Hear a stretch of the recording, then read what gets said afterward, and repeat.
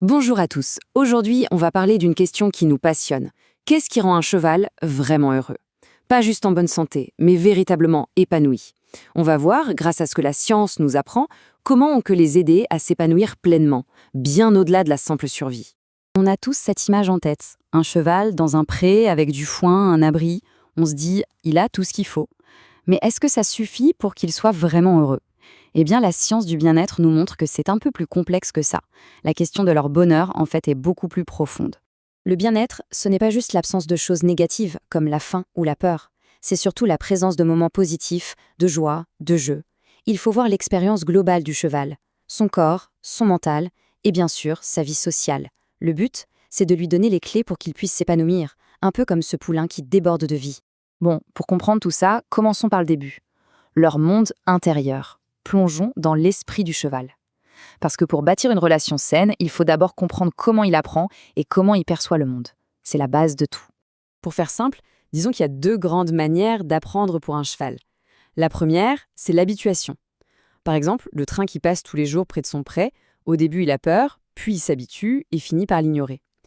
Et la deuxième, c'est l'association.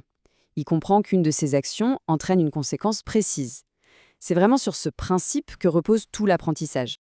Alors là, attention, les mots sont très importants. En sciences du comportement, positif, ça veut dire on ajoute quelque chose, comme une caresse ou une friandise. Et négatif, ça veut dire on retire quelque chose. Par exemple, quand on cède avec les rênes dès que le cheval ralentit, on retire une pression. C'est donc un renforcement négatif. Le mot négatif n'a rien de moral, ça ne veut pas dire mauvais. D'ailleurs, c'est la technique qu'on utilise le plus en équitation, souvent sans même s'en rendre compte. Comprendre ça, c'est la clé pour une communication claire. Et sur ce point, la science est unanime. La peur, c'est l'ennemi de l'apprentissage. Un cheval qui a peur, qui est stressé, il ne peut tout simplement pas se concentrer. Et pire, il peut devenir imprévisible et donc dangereux. Une relation saine, une relation sécuritaire, elle se construit sur la confiance, avec des demandes claires, jamais sur l'intimidation. Allez, passons de l'esprit au corps. Pour qu'un cheval soit bien dans sa tête, il faut d'abord qu'il soit bien dans son corps, c'est logique. Et là, on va se concentrer sur deux piliers absolument fondamentaux de sa santé physique, deux choses non négociables. Ce vieux proverbe français, on le connaît tous et il résume tout. C'est d'une vérité implacable. Sans des pieds en bonne santé, un cheval ne peut rien faire. C'est littéralement sa fondation. Le sabot, c'est une petite merveille de mécanique, mais c'est aussi très fragile. Comme nos ongles, la corne pousse tout le temps. Un parage régulier par un maréchal ferrant compétent est donc vital pour garder le pied équilibré et éviter des douleurs qui peuvent remonter dans tout le corps. Et parfois, selon son activité, une ferrure est nécessaire pour protéger le pied. Le deuxième pilier de la santé, ce sont les dents. Et là, il y a un fait assez incroyable. Leurs dents poussent continuellement tout au long de leur vie. Normalement, elles s'usent naturellement quand ils mangent, mais parfois, un petit déséquilibre peut créer des pointes très coupantes, très douloureuses, qui peuvent l'empêcher de manger et causer plein de problèmes. Un petit contrôle annuel par un dentiste équin, ce n'est donc vraiment pas un luxe, c'est une nécessité absolue. Ok, on a parlé de la tête, du corps, mais il manque un élément essentiel, un besoin psychologique fondamental. Le cheval est un animal profondément social. Son bien-être est directement lié à ses interactions avec les autres chevaux.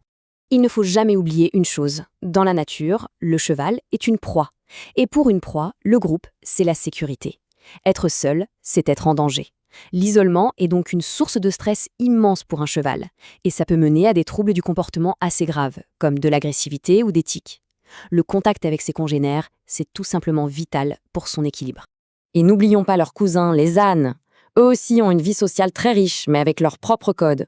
Leur fameux ian, ce n'est pas juste un bruit, c'est un outil de communication hyper puissant qui porte sur des kilomètres. Et la position de leurs grandes oreilles, c'est un langage à part entière, un indicateur très clair de leurs intentions. C'est fascinant de voir ces deux stratégies. Le cheval, lui, communique beaucoup avec son corps, de manière visuelle très subtile.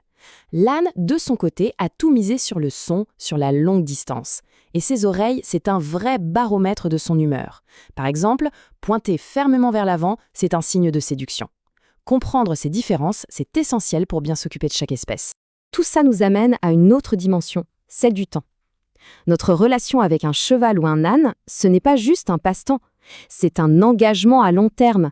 C'est une responsabilité éthique qui dure toute la vie de l'animal. Et tout commence là, dans les toutes premières heures. C'est à ce moment-là que se tisse ce lien incroyable, indéfectible, entre la jument et son poulain. Et la science nous le confirme, à moins d'une urgence vitale, il faut les laisser tranquilles, sans intervenir. Ce premier lien, c'est la fondation de tout l'équilibre social et de la confiance en soi du futur poulain. Alors, quelle est la meilleure approche pour un poulain? Eh bien, c'est simple, laisser faire le meilleur professeur du monde, sa mère. Si le poulain voit que sa mère est calme et en confiance avec les humains, il va l'imiter, il apprendra à ne pas avoir peur. Et plus tard, pour le sevrage, qui est toujours une étape difficile, le faire progressivement et en groupe, ça évite le traumatisme d'une séparation brutale. Et bien sûr, ce partenariat ne s'arrête pas quand la carrière sportive du cheval est terminée. Passé 15 ou 20 ans, il devient un senior, avec ses propres besoins. De l'arthrose à gérer, des dents qui s'usent, une alimentation à adapter. Lui offrir une retraite paisible et digne, c'est peut-être la plus belle preuve de notre engagement. Finalement, toute cette analyse nous pousse à nous poser une question plus profonde.